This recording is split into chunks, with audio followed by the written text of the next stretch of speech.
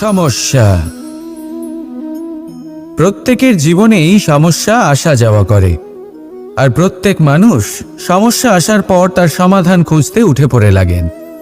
কিন্তু যখনই সমস্যার সমাধান হয়ে যায়, আমরা সুপ্রসন্ন হয়ে যাই এবং অসাবধানও হয়ে যাই। আমাদের মনে হয় যে আমরা সম্পূর্ণরূপে সমস্যার অন্ত করেছি, কিন্তু কোথাও না কোথাও একটা ছোট্ট বীজ রয়েই যায়, আর সেই বীজ আমাদের অসাবধানতার ছত্রছায়ায় বড় হতে থাকে, আর তারপর মহা সংকট হয়ে আবার আমাদের উপর আক্রমণ করে।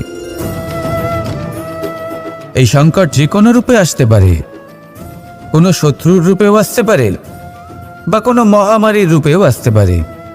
সেই জন্য সবসময় সাবধান থাকাই উচিত, কারণ অসাবধান হলে কি হয়, আমাদের সুরক্ষা চক্রে একটা ছেদ উৎপন্ন হয়, আর আমাদের শেষ করতে পারে এমন এক বাণ সেই ছেদ বিন্দু হয়ে আমাদের হৃদয়ে প্রবেশ করতে পারে।